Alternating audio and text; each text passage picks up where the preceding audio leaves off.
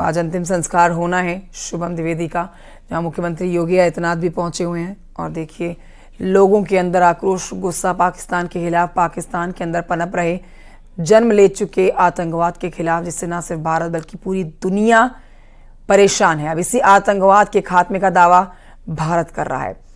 अंतिम दर्शन के लिए हजारों की संख्या में यहाँ पर लोग पहुंचे हुए हैं शुभम द्विवेदी के पार्थिव शव के अंतिम दर्शन करने के लिए। और अब अंतिम संस्कार की प्रक्रिया भी शुरू कर दी गई है। शव यात्रा के दौरान बहुत से लोगों ने पाकिस्तान मुर्दाबाद के नारे लगाए, आतंकवाद मुर्दाबाद के नारे लगाए। तस्वीरें आपके सामने, बेहद दुखद भावुक पल। परिवार की आंखें, और ना सिर्फ परिवार कानपुर उत्तर प्रदेश बल्कि पूरे देश की आंखों को गमगीन कर देने वाला ये मंजर इस समय आप देख रहे हैं।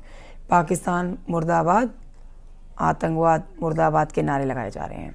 हुए हमले में 28 लोगों को आतंकियों ने मौत के घाट उतारा, जिसमें कानपुर के शुभम द्विवेदी की भी हत्या कर दी गई। अब उसका पार्थिव शरीर जहां एक और कल आया, तो अब अंतिम संस्कार के लिए अंतिम यात्रा पर निकल पड़ा है इसका पार्थिव शरीर। आप देख सकते हैं हजारों की संख्या में यहाँ लोग मौजूद हैं, और उसे कांधा देने वालों के लिए हजारों की संख्या में लोगों की आंखें नम है, लोगों की आंखों में आंसू है। पाकिस्तान मुर्दाबाद के नारे और कहीं न कहीं शुभम अमर रहे के नारों के साथ निकलते जा रहे हैं। पाकिस्तान मुर्दाबाद नारे, जहां तक कैमरे की नजर, हजारों की संख्या में ये लोग यहां से ड्योढ़ी घाट जाएंगे, जहां उस सारे हिंदू रीति रिवाज से अंतिम संस्कार किया जाएगा। तो हमारे सहयोगी की आप ये जानकारी जो कि इस समय अंतिम यात्रा के दौरान वो उन्होंने दी है। यहाँ पाकिस्तान के खिलाफ लोगों के अंदर आक्रोश है, गुस्सा है, आतंकवाद के खिलाफ सख्त कार्रवाई की मांग करी जा रही है। पहलगाम में आतंकवादियों ने शुभम द्विवेदी को मौत के घाट उतार दिया। उनकी पत्नी ऐशान्या ने इस पूरे हत्याकांड को अपनी नजरों से देखा। शुभम की पत्नी ने आतंकी हमले की आंखों देखी बताई है। सुनिए क्या कह रही हैं। और मैं और शुभम बैठ के मैगी खाने जा रहे थे। शाम भी मेरी बहन थोड़ा दूर बैठी थी और पापा मेरे वॉशरूम में थे। उतनी देर में एक बंदा पीछे से आया और उसने गोली साइड में रख के उससे पूछा, हिंदू है कि मुसलमान है? मुसलमान है तो पहले कलमा पढ़ के दिखा। जैसे हमें पता ही नहीं, हम पीछे पलट के देखे हो क्या रहा है। हम उसकी तरफ स्माइल करके पूछे, भैया क्या हुआ? कह रहे हिंदू है मुसलमान। मैंने कहा हिंदू, मार दिया।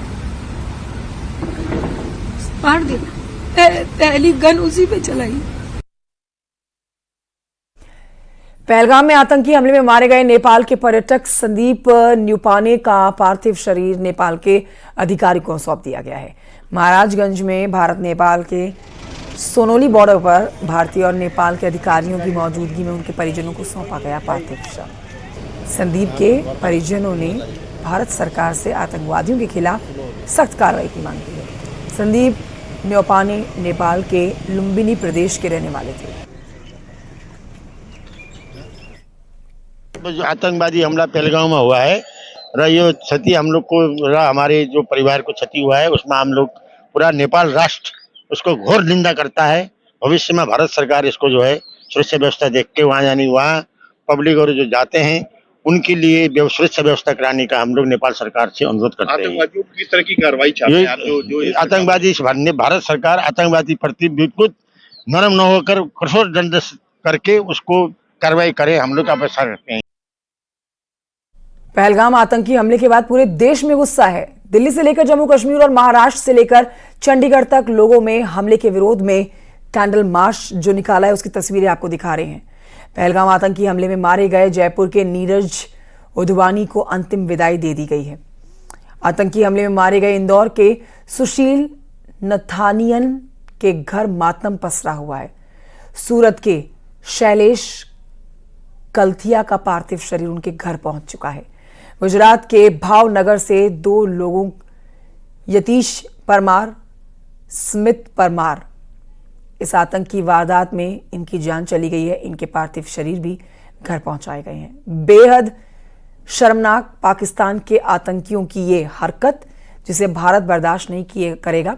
भारत ने कुछ सख्त फैसले ले लिए हैं और अब इस समय उधमपुर में आतंकियों के खिलाफ मुठभेड़ भी जारी है। बड़ी जानकारी आपको दे रहे हैं और तस्वीरें आपको दिखा रहे हैं कि किस तरह से पूरे देश में आक्रोश और आंखें नम 28 लोगों की मौत पर।